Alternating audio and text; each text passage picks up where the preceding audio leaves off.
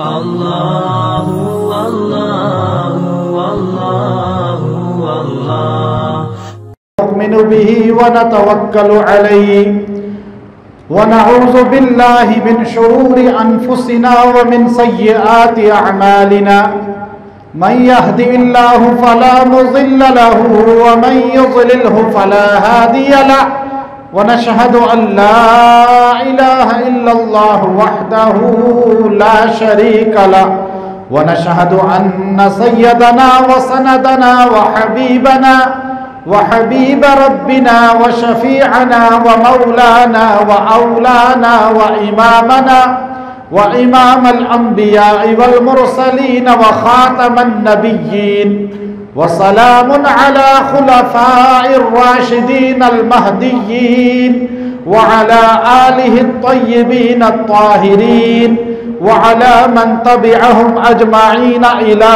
يوم الدين أما بعد فأعوذ بالله من الشيطان الرجيم بسم الله الرحمن الرحيم محمد رسول الله والذين معه أشداء على الكفار رحماء بينهم تراهم ركعا سجدا وقال النبي صلى الله عليه وسلم من كنت مولاه فهذا علي المولى وقال النبي صلى الله عليه وسلم أما ترضى يا علي أنت مني بمنزلة هارون من موسى أو كما قال النبي صلى الله عليه وسلم إن الله وملائكته يصلون على النبي يا أيها الذين آمنوا صلوا عليه وسلموا تسليما اللهم صل على محمد بعدد كل داء ودواء وبارك وسلم يا رب صل وسلم دائما أبدا على حبيبك خير الخلق كلهم. رمضان المبارک کے ان بابرکت لمحات کے اندر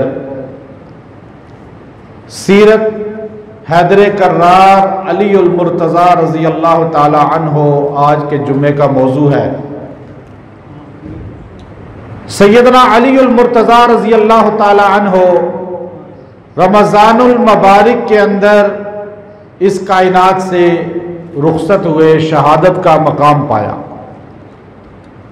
چونکہ اہل سنت تمام صحابہ کرام سے محبت ایمان کا جز سمجھتے ہیں، اور علی المرتضیٰ رضی اللہ تعالی عنہ ہماری آنکھوں کا نور ہیں، دل کا سرور ہیں، اور ایمان کا محور و مرکز ہیں. سیدنا علی رضی اللہ تعالیٰ عنہ وہ عظیم المرتب شخصیت ہیں جن کو رسول اللہ صلی اللہ علیہ وسلم کا قرب ملا بچپن سے. بچوں میں سب سے پہلے اسلام لانے والے حیدر کرار ہیں. آپ کے نام علی ہے، آپ کی کنیت ذوالفقار ہے، آپ کا کنیت ابو تراب ہے، آپ کا لقب حیدر کرار ہے، اور آپ کا منصب کرم اللہ وجہہ ہے، اور آپ کی شان رضی اللہ عنہ ہے. اللہ نے آپ کو بے شمار خصوصیات عطا فرمائیں. آپ کی یہی خصوصیت کافی ہے کہ رسول اللہ صلی اللہ علیہ وسلم نے ارشاد فرمایا کہ جنت میں علی میرا پڑوسی ہوگا. یہ جملہ بتلاتا ہے کہ جنت میں رسول اللہ صلی اللہ علیہ وسلم کے ساتھی علی المرتضیٰ ہوں گے. بچوں میں سب سے پہلے ایمان لائے، حضور علیہ السلام کا ساتھ دیا. آپ علیہ السلام نے کوئی صفحہ پہ جب تبلیغ کا آغاز کیا اور آپ کے خاندان اور برادری نے آپ کی مخالفت کی، اور آپ کی مخالفت میں آپ کے چچا نے پتھر اٹھا کر آپ کو رسید کرتے ہوئے فرمایا کہ اے محمد نعوذ باللہ آپ پر بربادی آئے، اللہ نے تبت یدا ابی لہب کہہ کے اس کو برباد کہا. جب آپ کی خاندان نے، برادری نے، مکہ کے لوگوں نے رسول اللہ کا ساتھ نہیں دیا تو ان لمحات میں عورتوں میں خدیجۃ الکبریٰ رضی اللہ تعالی عنہا، جوانوں میں حضرت ابو بکر صدیق رضی اللہ تعالی عنہ، غلاموں میں حضرت زید بن حارثہ رضی اللہ تعالی عنہ، اور بچوں میں حضرت علی مرتضیٰ رضی اللہ تعالیٰ عنہ اسلام لائے۔ اور آپ پتلی ٹانگوں کے ساتھ، ضعیف بدن کے ساتھ آپ کھڑے ہو کر کہنے لگے کہ میں آپ کا ساتھ دوں گا چاہے پورا مکہ آپ کا مخالف ہو جائے۔ حضور اقدس صلی اللہ علیہ وسلم نے آپ کو گود لے لیا تھا۔ آپ کے والد ابو طالب ہیں، آپ کی والدہ فاطمہ ہیں، اور آپ کی والدہ وہ عظیم خاتون ہیں جو اسلام لائی۔ رسول اللہ صلی اللہ علیہ وسلم بڑی شفقت اور محبت اپنی چچی کے ساتھ کرتے تھے، کیونکہ حضور صلی اللہ علیہ وسلم کو آپ کی چچی فاطمہ نے پالا تھا، پرورش کی تھی، آپ کو جوانی تک آپ کی خدمت کی تھی، تو آپ کی چچی آپ سے محبت کرتی تھی، آپ سے بہت تعلق رکھتی تھی۔ جب اس کا انتقال ہوا تو رسول اللہ صلی اللہ علیہ وسلم اتنے آبدیدہ ہوئے کہ آپ صلی اللہ علیہ وسلم نے اپنا کرتا مبارک اتار کر اپنی چچی کو علی المرتضیٰ کی والدہ کو کفن عطا فرمایا۔ حضور نے قبر میں خود اتر گئے اور علی المرتضیٰ کی والدہ کو قبر میں اپنے ہاتھوں سے اتارا۔ قبر میں اتارنے کے بعد رسول اللہ نے ہاتھ اٹھا کر فرمایا، اللہ میں محمد اس سے راضی ہوں، تو بھی راضی ہو جا۔ علی المرتضیٰ رضی اللہ تعالی عنہ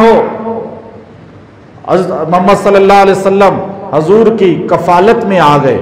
حضور کی کفالت میں بچپن سے تھے، لیکن 8 سال کی عمر میں کلمہ پڑھ کے اسلام میں بھی داخل ہو گئے۔ علی المرتضیٰ رضی اللہ تعالیٰ عنہ کا کعبہ میں پیدا ہونا یہ شان نہیں ہے، علی کی شان وہ ہے جو رسول اللہ بیان کر دیا۔ حضور علیہ الصلوۃ والسلام نے آپ کی فضیلت کو بیان کیا، احادیث بیان کرتے ہیں۔ کعبۃ اللہ میں ولادت ہونا حادثہ ہے کہ آپ کی والدہ گئی ہوئی تھی، اچانک درد ہوا اور اللہ نے آپ کی ولادت وہاں رونما کرا دی۔ کعبے میں 2 انسان پیدا ہوئے، ایک حکیم بن حزام رضی اللہ عنہ اور ایک علی المرتضیٰ رضی اللہ تعالیٰ عنہ۔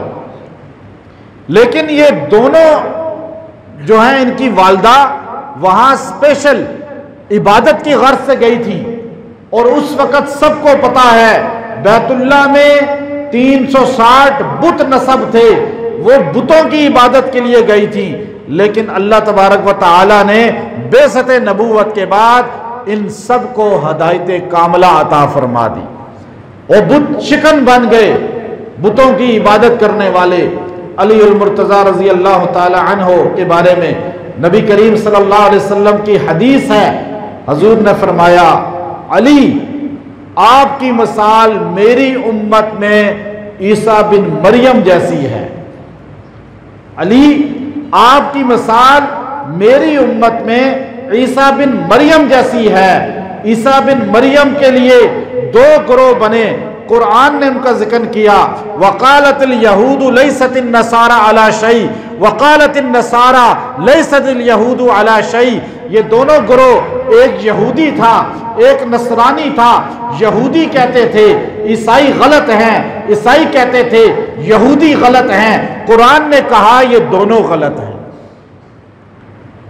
عیسیٰ بن مریم کے لیے 2 گروہ بنے، ایک محبت میں غلو کرنے والا حد درجے زیادہ کہ انہوں نے کہا عیسیٰ اللہ کے بیٹے ہیں، اللہ کا جز ہیں، اللہ میں سے پیدا ہوئے ہیں، اور اللہ کا بیٹا گردانا۔ اللہ نے فرمایا یہ گمراہ ہیں، یہ گمراہ ہو چکے ہیں۔ اور ایک گروہ سیدنا عیسیٰ بن مریم کا اتنا مخالف ہوا کہ مخالفت کرتے کرتے عیسیٰ بن مریم کو انسانیت سے بھی گرا دیا، اور کہنے لگے عیسیٰ تو نعوذ باللہ جائز ہی اولاد نہیں ہے، اور ان کو نعوذ باللہ غلط کہنا شروع کر دیا۔ دونوں گروہ باطل تھے، اللہ نے فرمایا عیسیٰ وہ ہیں، ان مثل عیسیٰ عند اللہ کمثل آدم خلقہ من تراب، میں نے عیسیٰ کو مٹی سے پیدا کیا، کن فیکون، میں نے کہا پیدا ہو جا تو پیدا ہو گئے، بغیر باپ کے پیدا ہو گئے۔ تو عیسیٰ کی مثال دی اللہ نے کس کو؟ حضرت علی کو، کہ علی آپ کے لیے بھی دو گروہ امت کے بنیں گے گویا کے۔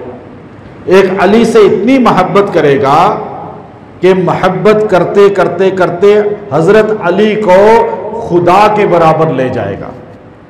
کس کے برابر لے جائے گا؟ ہے یا نہیں ایسا گروہ؟ میں آخر میں آپ کو بتاؤں گا تھوڑا سا، اس پہ مجھے یاد کرائیے گا۔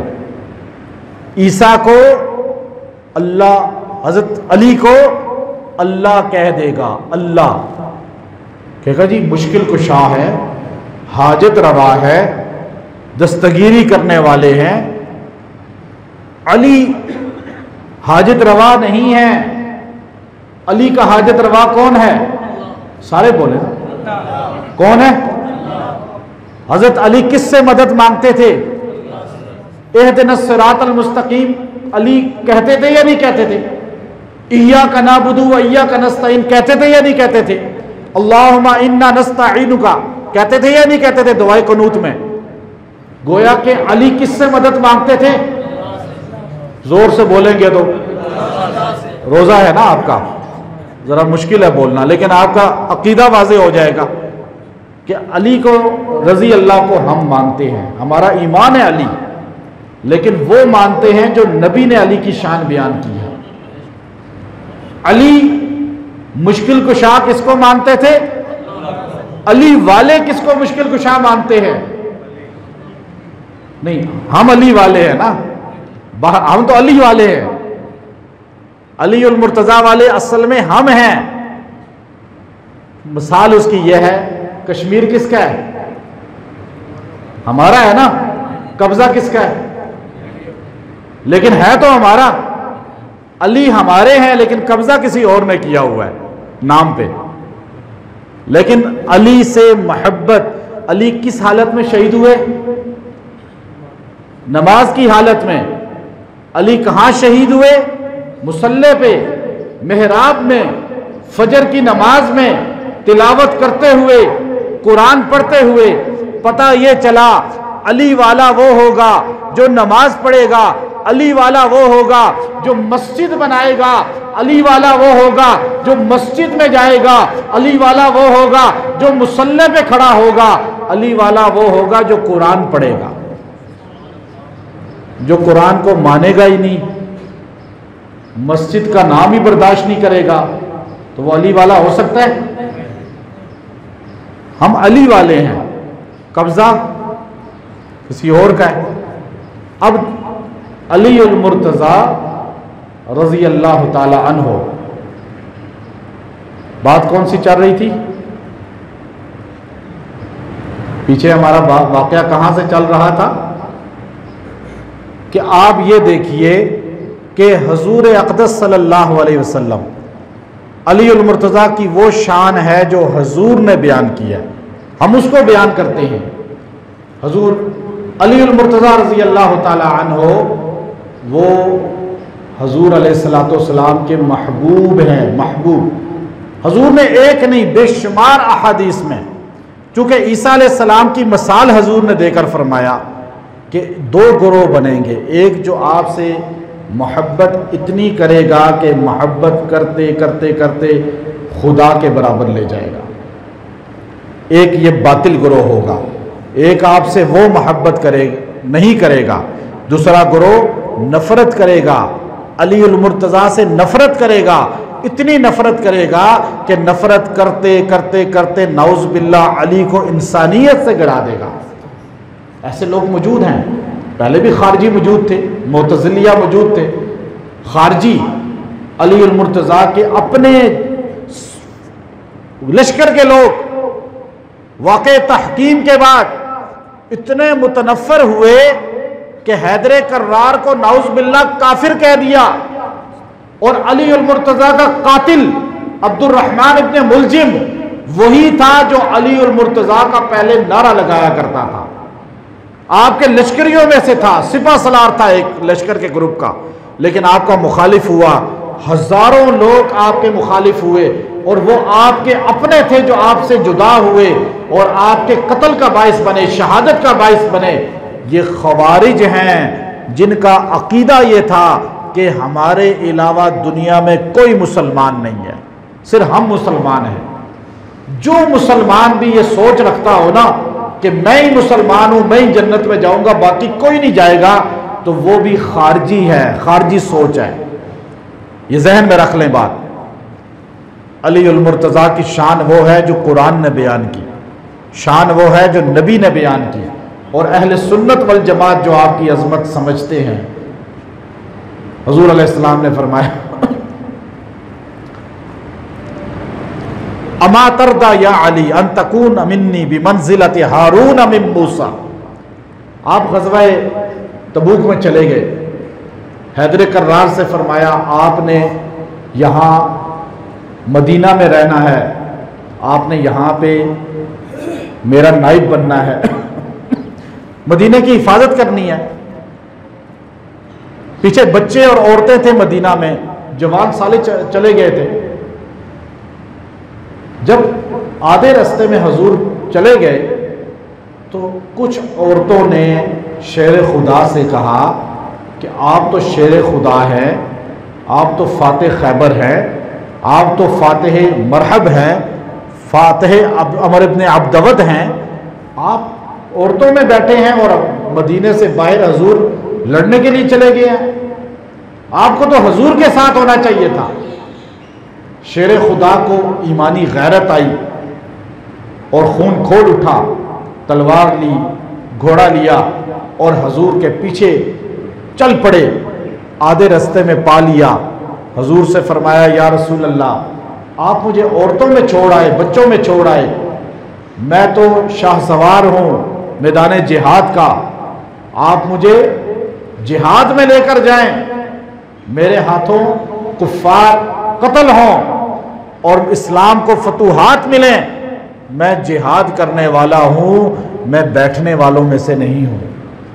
حضور علیہ السلام آپ کا جذبہ سمجھ گئے تھے۔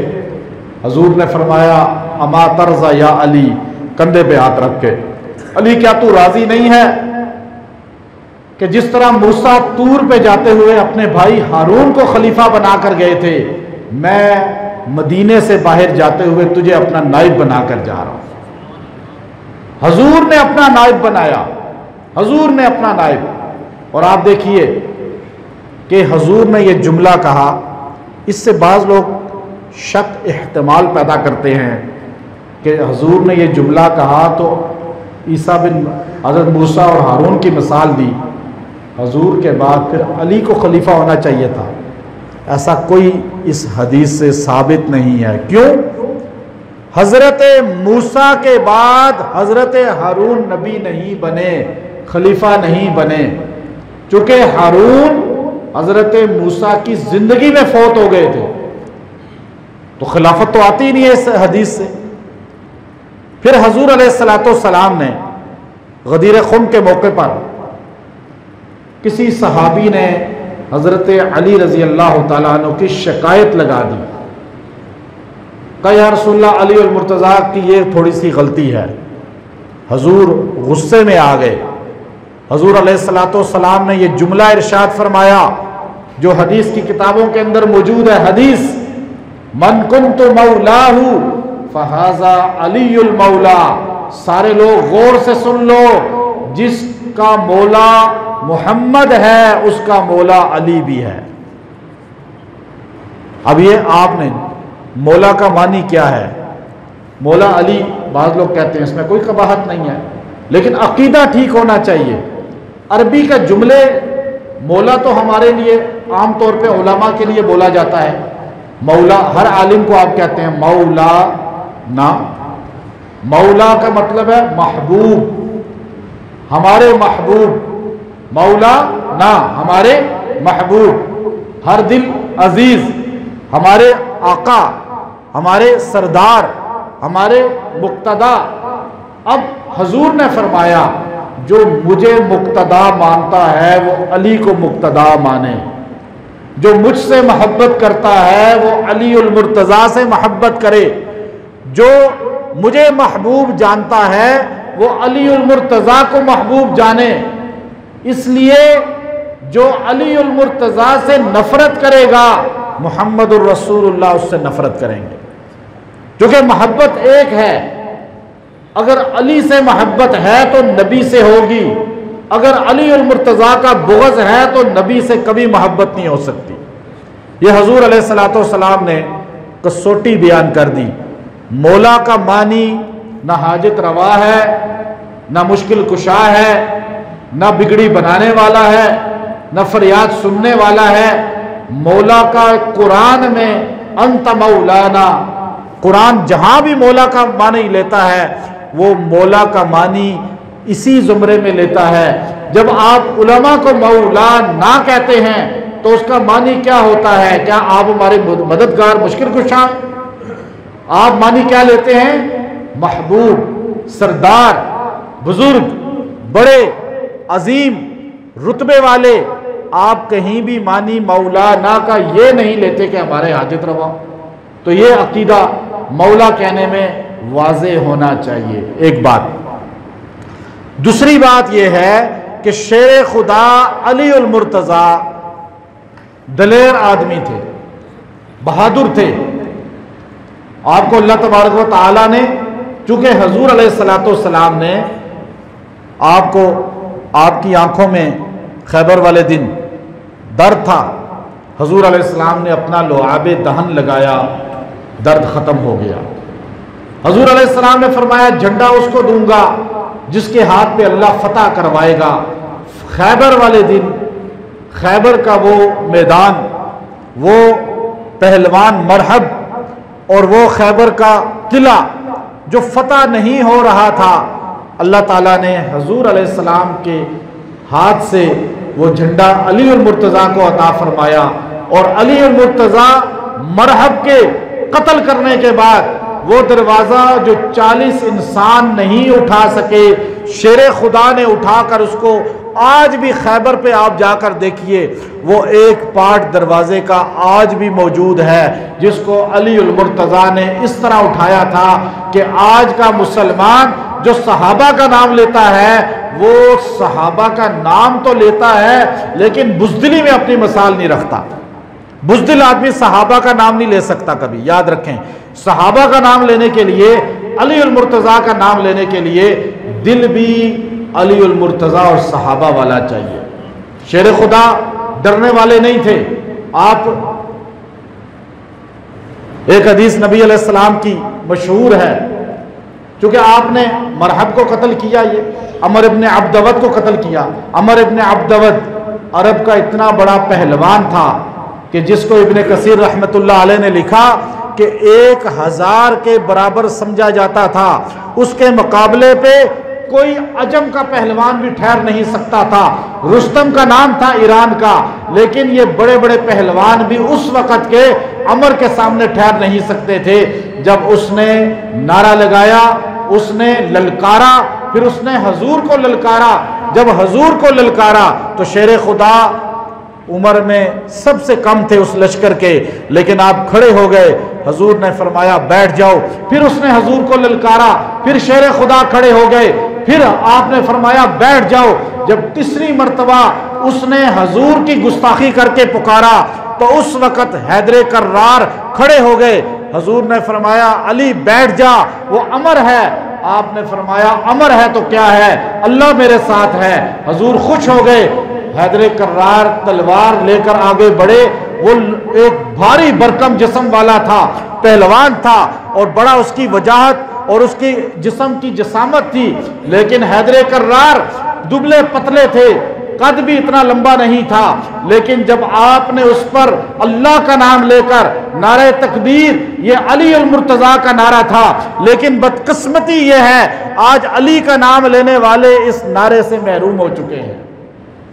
علی المرتضیٰ کا نعرہ، حدیث کی کتابیں اٹھا لیں، جب عمر ابن عبدود پہ حملہ کرنے لگے تو علی المرتضیٰ نے ایک نعرہ لگایا اللہ اکبر کا، اور یہ تلوار جو ماری اچھل کے چونکہ آپ کا قد اس کے مقابلے کا نہیں تھا، لیکن حیدر کرار ایسے دلیر انسان تھے، جب آپ نے یوں چھلانگ لگا کر یوں تلوار اس پر، اور تلوار بھی آپ جا کر عجائب گھر میں دیکھیں، وہ تلوار تھی جس کو آپ 2 ہاتھ سے نہیں اٹھا سکتے، وہ علی المرتضیٰ کی تلوار آپ نے ایک ہاتھ سے اٹھائی اور یوں اچھلے، یوں چھلانگ لگائی اور یوں تلوار ماری کہ اس کے سر سے یہاں سے ہوتی ہوئی جسم کو 2 لخت کر کے نیچے تک چلی گئی،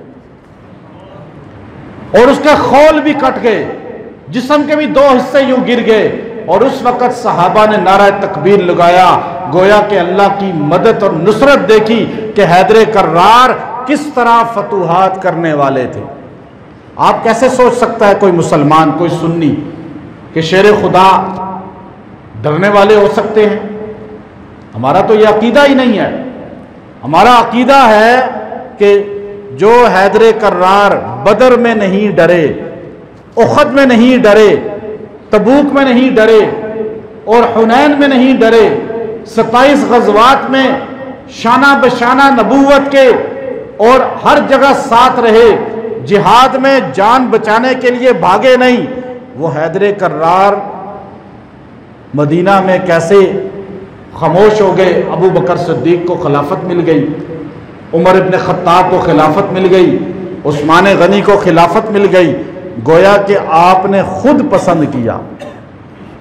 حدیث ہے حضور کی، آپ حدیث سنتے ہیں اکثر،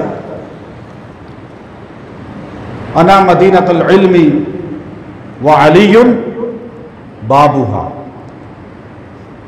ادھر آ جائیں، یہ کعبۃ اللہ کا قلین ہے، اس پہ آگے آگے بیٹھ جائیں، آگے آگے۔ میں اس حدیث کی آپ کو بھی تشریح بتا دوں، انا مدینۃ العلم وعلی بابھا، یہ حدیث مشہور ہے، اور اس حدیث کی سند میں کوئی شک نہیں ہے، بہترین حدیث ہے۔ کچھ حدیثیں ایسی ہوتی ہیں جو سینہ بسینہ آگے چلتی ہیں، اور ان کا مشہور ہونا ہی ان کی سند ہوتی ہے، جیسے انما الاعمال بالنیات۔ اب کوئی کہے جی اس کی سند بتائیں، بھائی اتنی مشہور ہے کہ ہر زمانے میں لاکھوں لوگ اس کے راوی ہیں، سننے والے، سنانے والے ہیں۔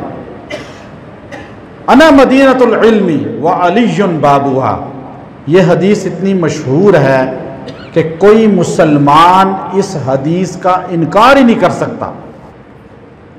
حضور نے فرمایا میں علم کا شہر ہوں۔ دیکھیے، شہر بولا جاتا ہے، ہر شہر کسی نہ کسی وجہ سے مشہور ہوتا ہے۔ چیڑوں والا شہر کس کو کہتے ہیں؟ گجرا والوں کو۔ ڈاکٹر صاحب فیصل آباد سے آئے ہیں، آپ کے فیصل آباد فٹ بال کا، کپڑے کا۔ اب آپ دیکھیے، کانٹوں کا، چھریوں کا وزیر آباد، سارے شہر مشہور ہیں نا اپنے اپنے اس میں۔ یہ اس شہر کی خاصیت ہے۔ علم کا شہر دنیا میں کون ہے؟ اگر آپ نے علم لینا ہے، کون سا علم؟ قرآن کا۔ کون سا علم؟ حدیث کا۔ کون سا علم؟ فقہ کا، تصوف کا۔ جنت میں جانے والا، اللہ کو پہچاننے والا، فرشتوں کو پہچاننے والا، نبیوں کو پہچاننے والا، ماں باپ کو پہچاننے والا، دوست احباب مخلوق کو پہچاننے والا، وہ علم نبوت ہے۔ وہ علم نبوت کا شہر کون ہے؟ محمد الرسول اللہ۔ اور شہر 10 گھروں کا نام نہیں ہوتا، شہر 5 گھروں کا نام نہیں ہوتا۔ جہاں 10 گھر ہوں آپ اسے گاؤں کہیں گے یا شہر کہیں گے؟ عربی میں گاؤں کے لیے قریہ آتا ہے، اور شہر کے لیے کیا آتا ہے؟ مدینہ۔ مدینہ شہر کو کہتے ہیں جہاں آبادی کثیر ہو، جہاں آبادی زیادہ ہو۔ جہاں تھوڑی آبادی ہو اس کو کیا کہتے ہیں؟ قریہ، بستی، گاؤں۔ اللہ کے رسول نے یہ نہیں کہا انا مدینۃ القریہ، اللہ کے رسول نے کیا کہا؟ انا مدینۃ العلم، میں علم کا شہر ہوں۔ تو آبادی بہت ہے اس شہر میں، ایک آبادی آپ کو محلہ نظر آئے گا صدیقی، شہر میں محلے ہوتے ہیں، سیکٹر ہوتے ہیں، شہر کے اندر کئی سوسائٹیاں ہوتی ہیں، شہر میں ایک سیکٹر نہیں ہوتا، ایک گھر نہیں ہوتا، ایک محلہ نہیں ہوتا، شہر نبوت ہے۔ یہاں آپ کو صدیقی محلہ ملے گا ابو بکر صدیق کی شکل میں، یہاں فاروقی محلہ ملے گا عمر ابن خطاب کی شکل میں، یا عثمانی محلہ ملے گا عثمان غنی کی شکل میں، یا امیر معاویہ محلہ ملے گا امیر معاویہ کی شکل میں، وہاں حسنی محلہ ملے گا، حسینی محلہ ملے گا، عشرہ مبشرہ محلہ ملے گا۔ 1,24,000 گھروں کا مجمع صحابہ کی شکل میں شہر بن گیا، اور ان سارے صحابہ کے جمع کر کے آبادی کا نام شہر ہوا، اور اس شہر کا نام حضور علیہ السلام رکھ دیا گیا۔ گویا کہ شہر حضور ہیں اور محلہ وہ صحابہ ہیں۔ اب یہ مدینہ کی تشریح ہے۔